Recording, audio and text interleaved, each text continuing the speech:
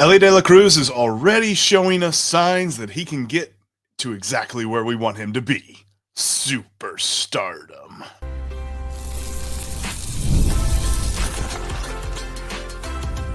You are Locked On Reds, your daily Cincinnati Reds podcast, part of the Locked On Podcast Network, your team every day.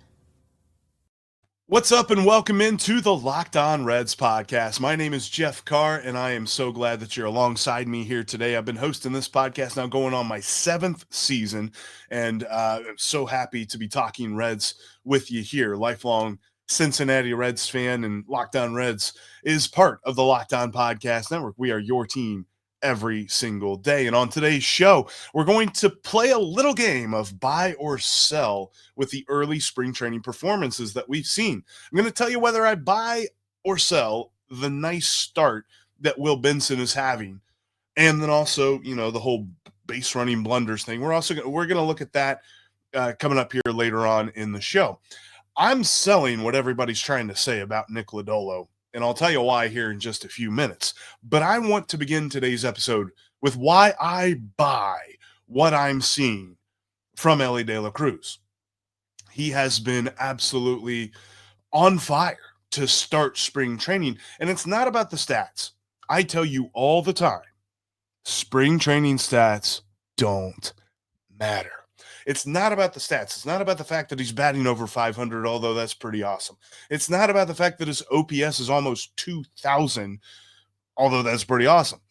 It's all mechanical with him. In fact, there's two real reasons why I believe that we are already seeing the signs of Elly De La Cruz taking that next step.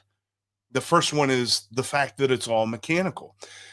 When spring training began, and we do this with every player, right? There's one of two things. It's either best shape of their life or they made some sort of change to their game. And oh my gosh, it's a phenomenal change. You won't believe it. It's never a bad change, right? Like when somebody comes into camp and I don't know, maybe they got a new glove or something. Nobody's like, you went with that one? You made that change? You don't really know until the season gets going. But it was clear early on that Elly De La Cruz had a new batting stance and a new approach at the plate. And we're seeing it in action. Not just the fact that, his stance is a little bit different. He doesn't quite stand up as tall. He does like a little bit of a crouch now. But he also does this thing that when he loads up to swing at the pitch or to take the pitch or whatever he's doing, he just slides his foot. You remember early on in his career, we're talking last year, early on in his career, he's still beginning his career, but you remember when he first came up, he had that huge leg kick right before he went to swing. It's almost like he was pitching, right? Like his front leg, he picked that thing up almost as if he was taking a big step, and he was going to derive all of his power from that front foot. But now he is kind of able to be a little bit more balanced in the box with the way that he just slides that front foot just a little bit. He's able to time things correctly, but stay centered, stay balanced on the ball so that he's not getting too far out in front of it. He's Elly De La Cruz. His bat speed is always going to be ridiculous. I think of it, I've got one buddy that when we go golfing, if he ever golfs with a flex shaft, that thing is just bending all crazy because he's got such crazy strength in his swing. That's the way that Elly is. He's got to play to that swing speed and allow the ball to get deeper into the zone, and we're seeing that. There's a lot of hits that he's gotten so far this spring. If they aren't homers, he's hitting a lot of those. But there's a lot of hits that he's gotten so far this spring where the ball is getting deeper into the zone and he's able to drive it the opposite way. It's all because of this mechanical change that he has become more balanced in the box. And I love to see that. But on top of the mechanical change, we're seeing the one thing that we really wanted him to do. Patience. More patience. And I hope that this continues. I hope this isn't it's spring training. I can do what I want. If I'm overly conservative, then who cares? If I'm overly aggressive, then who cares? It's spring training. I hope this is a trend that he carries with him all throughout the season. But there was an at-bat that he had. It was against not the Dodgers, it was against the Brewers the other day. He took 5 straight pitches. I don't know that I can count the number of times. I don't think it was that many, if at all. The number of at-bats that he had last season where he took 5 straight pitches, whether they're balls or strikes, it doesn't matter. He doesn't lay off pitches.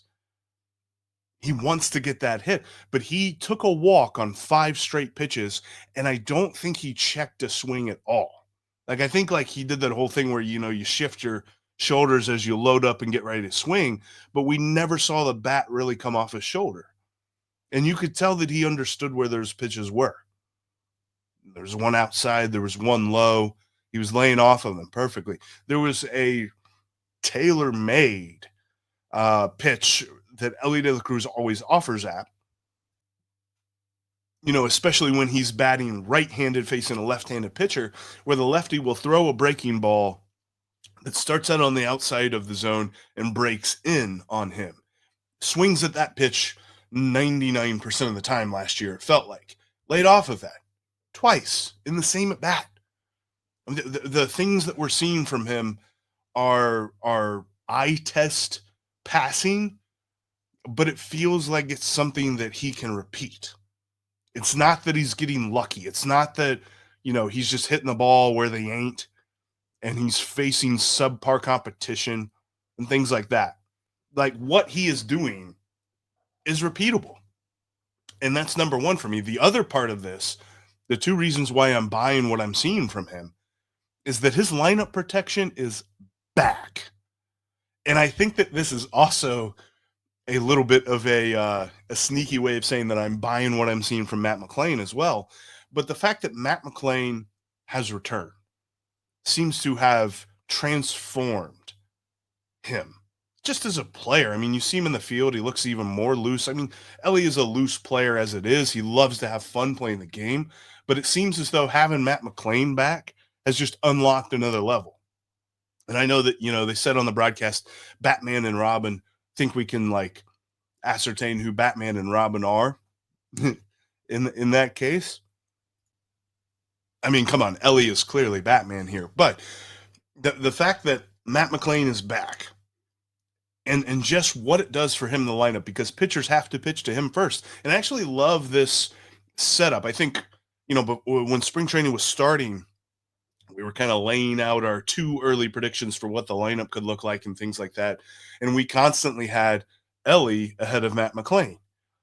But every time they have been in the lineup together this spring, Terry Francona has put Matt McLain in front of Elly.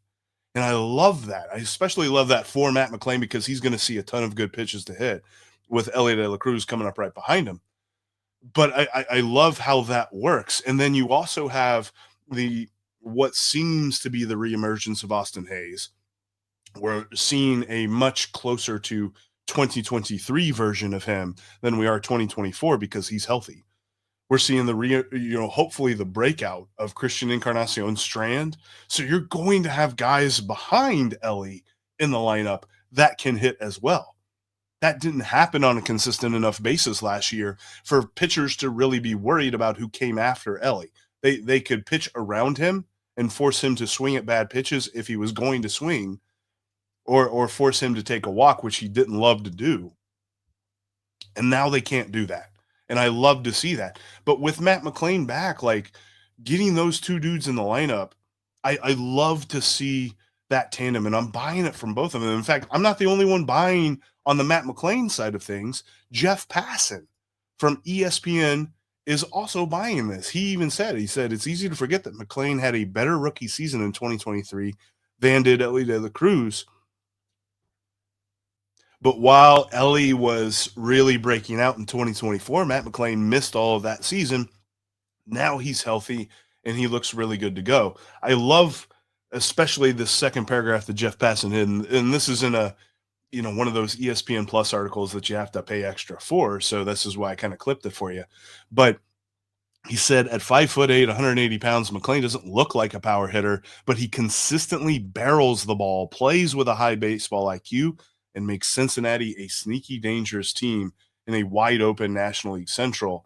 And this one excites me, man. He said McLain and De La Cruz, according to one evaluator this week, McLain and De La Cruz will be, not could be, will be the best second base shortstop combination in all of baseball by the end of the season. I love that. I love it. And we have seen some amazing things so far early this spring from both Elly and Matt. Dude, the middle infield for the Cincinnati Reds is just going to be so stinking good this year. I'm so excited to see where it's going to take them and how far they can go with Elly and with Matt. But coming up next, there is one performance that's not been so great to start spring training, and everybody is just running wild with it. But I'm not. I'll tell you why. The next time you reach for a snack, you should reach for Wonderful Pistachios. Wonderful Pistachios is an amazing way to kick that snack crave, but also eat healthy as well. It's packed with protein, and they're so tasty. My favorite is this chili roasted one. So very good. In fact, I'm running low. I need to go get me some more, but so very tasty. Got a nice little bit of kick to it. It satisfies your salty craving and in this case, your spicy craving, but there's so many great flavors that you can check out as well. Wonderful Pistachios has all of the protein that you want in a tiny snack. Replace the chips, replace the candy with some Wonderful Pistachios today. Get snacking and get cracking and get yourself some Wonderful Pistachios. They pack a protein punch. Visit wonderfulpistachios.com to learn more. Thanks as always for making Locked On Reds your first listen every single day. Shout out to our everydayers out there. And if you're not an everydayer for Locked On Reds, you can be one by subscribing here on YouTube or on your favorite podcasting app. We got Reds content coming for you every single day heading up to opening day. And to our everydayers and to our new listeners and viewers alike, want to give you a shout out for hanging with me here today. It's been tough. Been a little bit sick these last few days. Sorry about not having an episode out yesterday, but we're back at it. And I gotta tell you, I know why we do this as sports fans, as baseball fans, as Reds fans. We want to react to something. We want to give our takes on a performance, and we want to go crazy the moment that we see something happen, whether good or bad. And everyone right now is really jumping the gun when it comes to Nick Lodolo. I do not agree about the struggles. I'm not worried about him. All I'm caring about is if he's healthy or not, and he looks healthy. He's hitting the breaking ball. It's not every time, and not every time he throws it. And I think that's one of the big reasons as to why he kind of got clobbered the other day, gave up 2 first-inning home runs, and he hasn't looked that crisp. But it's all because of that breaking ball. When the breaking ball is good, so is Nick Lodolo. And it's not going to be good the first couple of times he throws. That's what spring training is for, to get that down, to get his consistency down, to get his grip, his mechanics, all of that stuff, to get it ready to go for opening day. I have no doubt that he will be part of the opening rotation. He's probably going to be the number 2 pitcher in the rotation. And it's all just based on health for me. Because, look, every time, and I've been seeing it here so far this spring, the couple of times he's pitched, but like every time he gives up a hit, there's like a bunch of folks on Red socials that go crazy about how he isn't a good pitcher about it anymore, about how Nick Lodolo, they just need to get rid of him or send him down to Louisville or something. And that's silly. Don't be that person. Don't be that fan. This is spring training, and a guy like him, who is a rotation lock, I have no doubt about that, is coming into spring training with a different purpose than a guy like Carson Spires or a guy even like Graham Ashcraft, guys who are competing for rotation spots. Nick Lodolo is not doing that. Nick Lodolo has a rotation spot. So much of his spring training is a different focus. His goal is to make sure things are crisp, to make sure things are really honed in, ready to go for his first start of the season. He's not worried about who's behind him. He's not looking over his shoulder. So I don't buy into this. I saw some folks tweeting, whether sarcastically or not, about how he should be pitching in Louisville, which, shout out to friend of the podcast, Austin Elmer. I saw that he tweeted that, and I think that he He said that it was more in jest, tongue in cheek, more of a sarcastic thing. But even still, there's with every sarcastic comment, there's a twinge of truth or a twinge of, you actually believe what you're saying. I don't believe it at all. I think Nick Lodolo is a lock for this. Don't forget, a healthy Nick Lodolo last year was just as good, if not better, than Hunter Green. And we know how good Hunter Green was last year. Nick Lodolo's first 11 starts, and we kind of like earmarked the two halves, right? He had 21 starts. His first 11 starts was what he did before he started having the blister issue. But in those first 11 starts, he pitched almost 6 innings every time out. He had 70 strikeouts in 65 and a third innings compared to just 15 walks. And he had a 2.76 ERA. That's ace material. Now, he's got to put it together for an entire season. 11 starts is a small sample size, but come on. I mean, that's kind of the game that we're playing here, right? The whole sample size game. If you're worried about what he's doing in spring training, that is an even tinier sample size than this 11-game stretch that he had in 2024 when he was healthy. And make no mistake about it, he is healthy. There have been no reports of the blisters cropping back up or the aftermath of the blister being a problem or anything like that. There are no reports of Nick Lodolo having issues with health. And as long as there are no issues with Nick Lodolo's health, Nick Lodolo is a starting pitcher for the Cincinnati Reds. I don't know why a couple of starts in February and early March would change that. So sure, I would love it if he was mowing down guys. I would love it if he was doing the pitching equivalent of what Elly De La Cruz and Matt McLain are doing. But that's also not going to make me feel bad if he's not doing that, because he is just kind of getting ready for the season. He's finding his rhythm. And I think that's hard for us as baseball fans to really compute, because we want to react to something. We want to watch his performances in spring training and make it mean something. But they don't, right? The only thing that they mean for him is to get confidence up, to get his consistency up, to get his timing down, all of that stuff. Mechanics, all of it. In fact, one of the reasons that spring training was a thing is that, like, back in the day, like way back in the early days of baseball, whenever guys had other jobs and baseball itself was not their job, spring training was there for them to get in shape for the baseball season.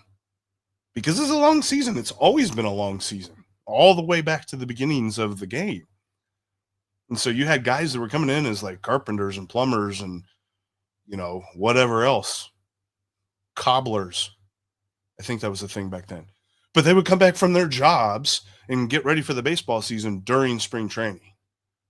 So there's never been a point where, like, a guy who has a bona fide roster spot needs to be worried about a few games in February or early March.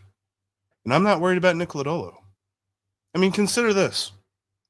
If you took Nick Lodolo out of the Reds starting rotation, this is what it would look like. You would have Hunter Green, Nick Martinez, Andrew Abbott, Brady Singer. And then your fifth starter is Graham Ashcraft, or is it Carson Spires, or, Rhett Lauder is still working up his arm, but, when he's healthy, he'd be in there. But without Nick Lodolo, this rotation is a lot weaker. He is part of the two-headed, like, ace 1A, 1B with Hunter Green when he is healthy. And I firmly believe he will be right back there whenever the season gets going. He's going to be, focused, ready to go, have his timing down, have his consistency down, have his mechanics down, have his, the grip on his curveball, all that stuff. It's just right now he's working on those things. So sure, I'd love it if he was just absolutely going crazy and holding everybody to no hits and no base runners and all this other stuff. But I'm not going to lose my mind and think that, the Reds might be better off without him. No, absolutely not. He is a rotation lock for opening day for me, so long as he remains healthy. But there were a few more early spring training trends that caught my eye, including Will Benson. I'll tell you whether I buy what I'm seeing from him coming up next.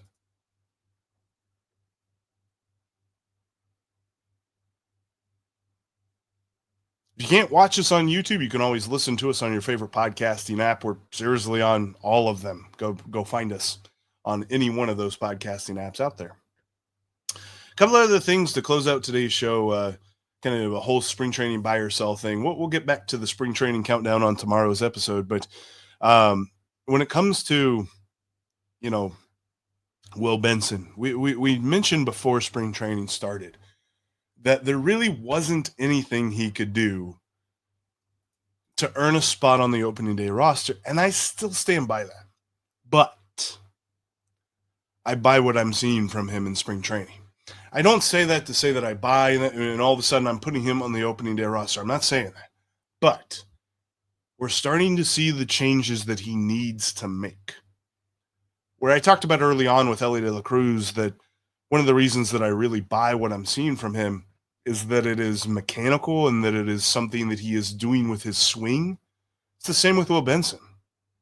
They talked about it a lot on the on Tuesday's broadcast whenever the Reds face the Brewers that he has a more compact swing. He's quicker to the baseball when it's in the zone and when he's taking hacks. And we've seen some moon shots from him so far this spring training. And I think that is the key, because when you look at Will Benson's profile over the last couple of years, it's not that he chases a lot. He actually has good plate discipline. He's good at laying off the bad pitches and letting those go by. It's when he swings at pitches in the zone, his contact rate is much lower than league average. He is not hitting the pitches that he needs to hit. So honestly, if you're an opposing pitcher facing Will Benson, all you have to do is fill up the zone. And more times than not, he's just going to swing and miss at all of them. And I think a lot of that had to do with his swing, a very looping swing, much more power generated from a longer arch. He's shortened that. And I buy that. I buy the fact that he is making the necessary changes to get better. He's going to start the year in Louisville. He'll probably be, he'll be their opening day right fielder. He'll probably should be in the middle of the lineup for most of the time while he's down in Louisville. But I believe that when he gets the call back to the major leagues, I think we'll see a different Will Benson. I don't think we'll see the guy that was a negative 1.8 wins above replacement player, right? Or the guy that was detrimental to have on your team rather than beneficial. I think we'll start to see more of the guy that we saw in 2023 as opposed to 2024. It seems like a theme with a lot of the outfielders that the Reds have, right? Like Austin Hayes. We want to see 2023 Austin Hayes, not 2024. Jake Fraley, we want to see the power that he had in 2023, not in 2024. TJ Friedel, we want to see the health that he had in 2023 and not 2024. And Will Benson, we just want to see that guy that we saw in 2023. I mean, that guy we saw in 2023, while he couldn't hit lefties, but man, that guy was really good against right-handed pitching. If you can get that guy back, you're going to have something. Be a good bench player or something like that. I still think that, we're never going to see him as an everyday guy. I don't think he or Jake Fraley are just ever going to figure out how to hit left-handed pitching. I mean, I see Jake Fraley in there in spring training games, and they've got lefties on the mound, and it still just doesn't look like he sees the ball well out of a lefty's hand, and that's fine. But as Terry Francona needs to manage that, you're just not going to give those guys the opportunity to become everyday outfielders because you've got to win. But I like what I've seen from Will Benson so far. And I think that whenever he gets the call into the season, I'm not sure how late, maybe May or June or something when we see him. But when we get the call, he's going to be better than what we saw from him last season. Something else that I've seen a lot of, and there's people, and I even saw discussions about this. I got into a little bit of a discussion about this on X. And it was the base running blunders that we're seeing. We're still seeing guys get picked off, seeing guys try to, time the pitchers and movements and get a steal, and they end up getting picked off or getting thrown out, trying to stretch a base. Things that we saw a lot of last year, and things that Terry Francona said throughout the offseason, we're going to get rid of that. Well, people are worried because they're still seeing it in spring training. You know when the time to see it is? Spring training. I'm fine with it. Like, I get it. It still stinks to watch and see, and you're like, come on, how are you still doing this? But they've got to get their timing down. This is another spring training thing, right? Like, this is another, you got to see it, you got to be in it to understand it. And so the Reds are kind of doing that.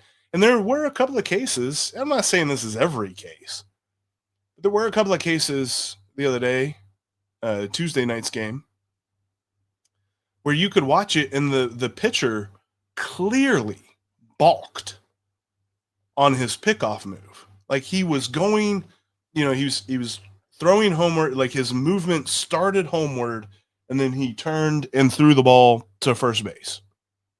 That's a balk. You can't do that. When you start home, you got to go home. So there were cases like this where umpires are doing their spring training thing, right? They're just kind of like, yeah, play the game, whatever. They're not calling it super closely. Like, I think a regular season umpire would have caught that. But on the opposite end of this, it's definitely something I want to see them get rid of. But I'm not like looking at this, I'm saying, well, because they're doing it now, they're still going to be doing it in September. It's going to be the same old thing. I'm not saying that. I'm not worried like that. I've seen a lot of people that are worried like that. I'm not one of them. And then one last thing, and we'll get out of here. Luis Mey. Kind of like, I'm buying what I'm seeing from Luis Mey, but like not till later on in the year, like June, July, something like that.